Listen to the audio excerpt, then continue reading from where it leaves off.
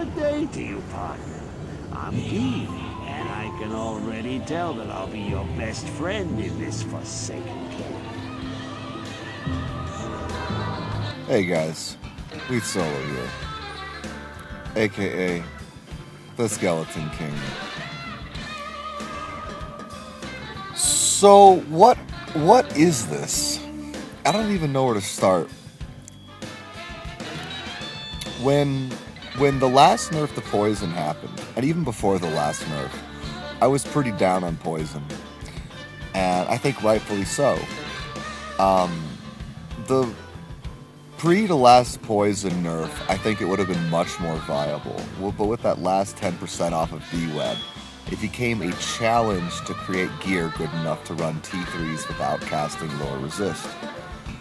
Well, this guy showed us that not only can you run non-perfect gear, you can run defensive gear. I almost feel like this video should be entirely disclaimers rather than talking about his actual build. So you can see his stats on the left side. He prioritizes faster hit recovery. He has no max block. By the way, do not run max block with Poison.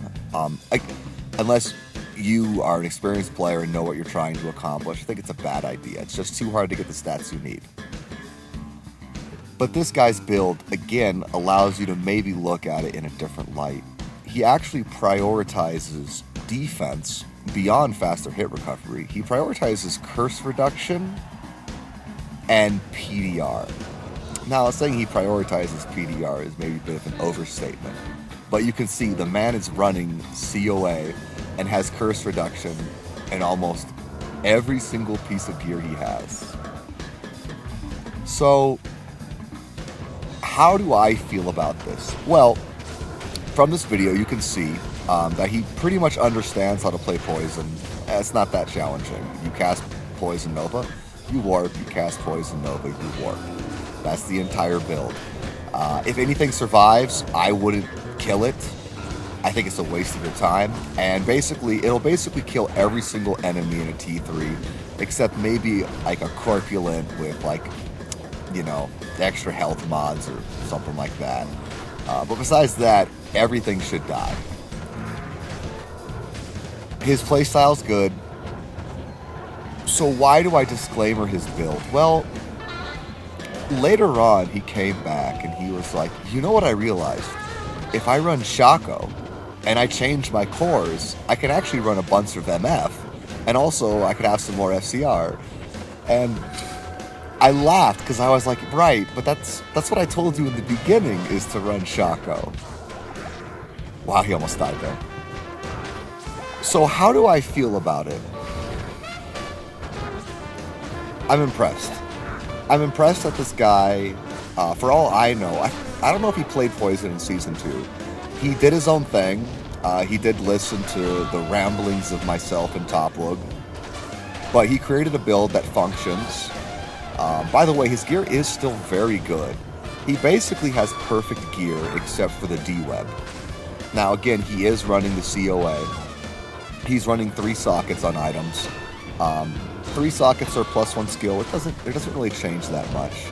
I think I'd probably go +1 skill because it saves skill points, and I'd put more into bone armor. He's not a fan of bone armor, but he also runs a ridiculous amount of FHR. So which he is thinking about, if he starts to move away from his curse reduction build and goes towards a more standard MF FCR oriented build, I think that +1 skill would be overall better, but it matters so little. It's like, get it when you can, don't when you can't. He is running 3-piece Trangs, which is awful, but you kind of just have to. I think even after the last 10 nerf to D-Web, you could avoid running 3-piece Trangs. But it'd be very, very tight. And you definitely could not do what he's doing. He basically just has enough damage to do what he's doing on screen. But he does it with PDR.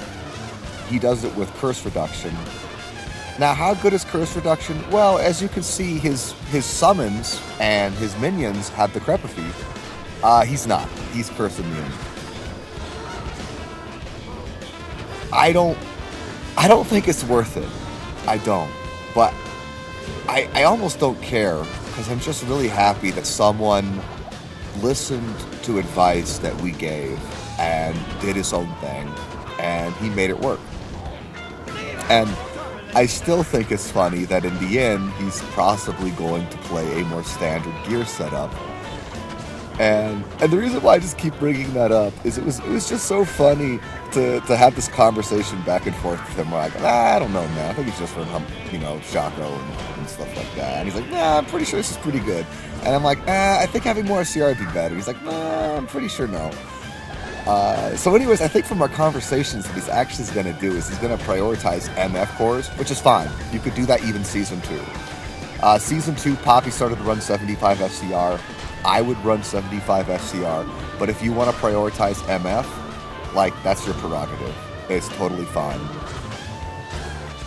Don't copy his build unless you, again, are someone who kind of knows what they're doing, or you have a lot of runes to spin and you just basically completely copy it. Side notes, he might change it.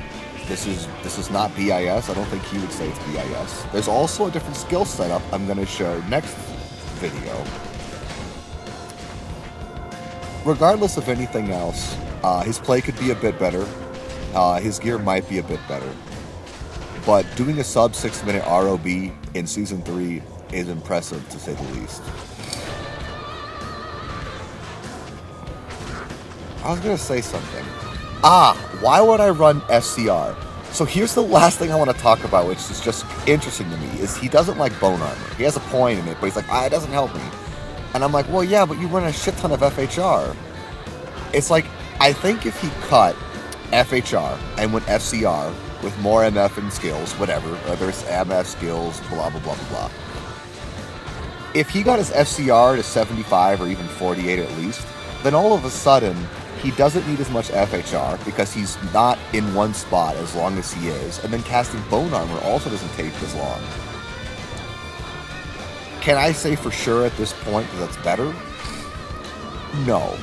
Can I say I think it is, and he'll have a similar conclusion that Necros had in Season 2, that FCR is incredibly underrated? Yes. Anyways, guys, this game, it's your oyster. Crack it how you want. GG.